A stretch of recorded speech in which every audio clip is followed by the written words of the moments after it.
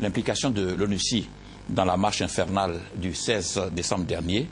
Des images de l'hôtel du Golfe montrent clairement l'implication des soldats de l'ONUCI dans ce qui s'est passé à Abidjan ce jour-là. Le reportage de Mambouabi. Rendons-nous au Golf Hotel 2 jours avant le fameux jeudi 16 décembre, prévu pour être une grande marche pacifique du groupement politique d'Alassane Ouattara. Les 2 anciens premiers ministres ivoiriens cherchent des solutions pour créer l'étincelle. Depuis 2 semaines, les effets d'annonce des décisions et des menaces contre le président ivoirien élu, Laurent Gbagbo, n'ont pas produit les réactions escomptées au sein de la population qui semble être indifférente à leur cause. Après plusieurs rencontres avec leur état-major civil, Alassane Ouattara et Guillaume Soro décident de créer une grande manifestation les jeudis 16 et vendredi 17 décembre. 1.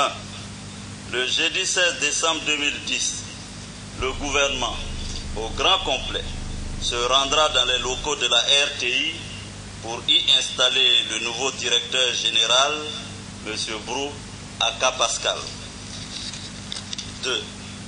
Le vendredi 17 décembre 2010, afin de faire face aux préoccupations des Ivoiriens et surtout pour abréger les souffrances des populations, le gouvernement au grand complet tiendra le conseil de gouvernement dans les locaux de la primature, ici au plateau. Le ministre Patrick Hachi, porte-parole du groupement politique, donne les contours et la nature de la manifestation devant la presse internationale.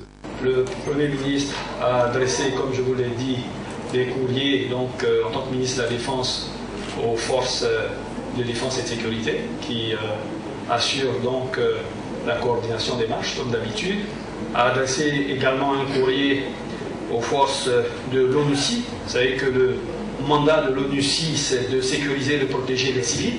Je crois que c'est là le lieu d'insister encore là-dessus. Un courrier leur a été adressé et je n'ai aucun doute qu'ils assureront la sécurité, donc les civils et les citoyens qui participeront à cette marche pacifique. Je rappelle encore une fois de plus qu'il s'agit d'une marche pacifique, de citoyens, de civils. Une fois la presse renvoyée, d'autres consignes qui ressemblent plutôt à un assaut militaire sont données à la branche armée, la rébellion des forces nouvelles. Soldats, militaires, je vais à la radio-télévision ivoirienne pour installer le nouveau directeur général de cette télévision parce que le président de la République me l'a demandé. Vous devez vous tenir prêts. Donc, il faut que vous vous mobilisiez. Jeudi, nous allons à la télévision. Je compte sur vous. Et le moral? Non, et le moral? Voilà. Comme tous les 2 patrons ont déjà parlé, nous n'avons rien à dire encore. Donc, il faut qu'on soit prêt pour le jeudi. En 5-8 heures, rassemblement à la piscine. Tous vos équipements militaires de combat. L'amusement est fini. Ce jeudi matin, les hommes des forces nouvelles, aidés par des personnels militaires de l'Organisation des Nations Unies en Côte d'Ivoire, préparent l'attaque. Mise en place, position dans les tranchées, sur le champ de bataille. Les casques bleus aux côtés d'une rébellion contre des forces régulières. Le spectacle est surréaliste.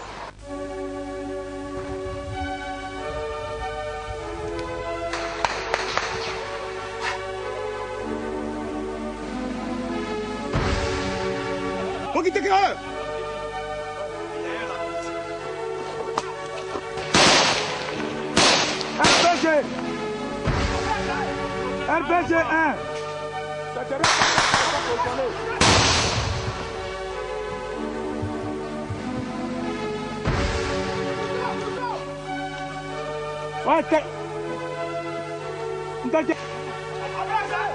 RPG 1.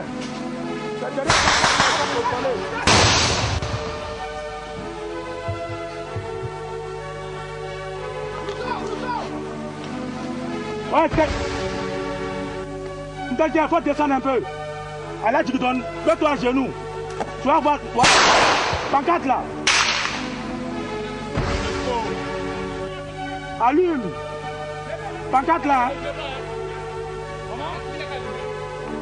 Pancarte là.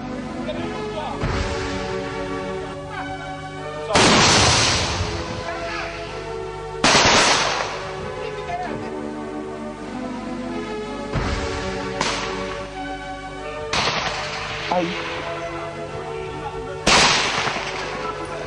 Bah.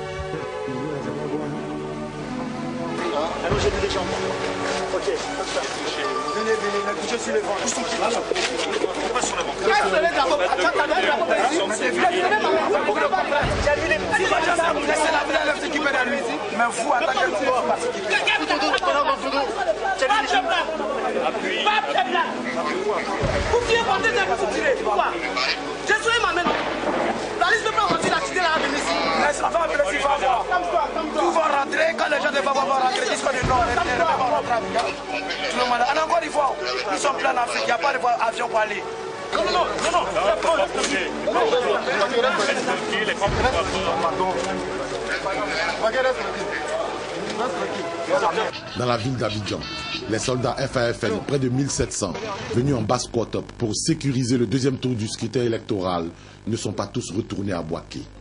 Ne pouvant faire un mouvement de masse, ces personnes, habillées en manifestants, tirent sur les forces de l'ordre à balles réelles. 10 d'entre elles sont tuées.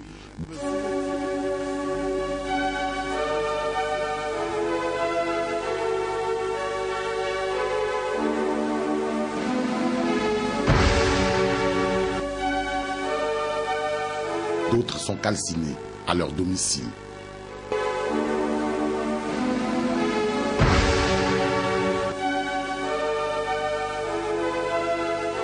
Le porte-parole de l'Organisation des Nations Unies en Côte d'Ivoire, Amadou Touré, qui fait chaque matin le point sur la radio ONUCI, n'en a jamais fait cas. Apparemment, ces derniers événements auraient confirmé les soupçons de collusion entre l'Organisation des Nations Unies en Côte d'Ivoire et l'organisation politique d'Alassane Ouattara.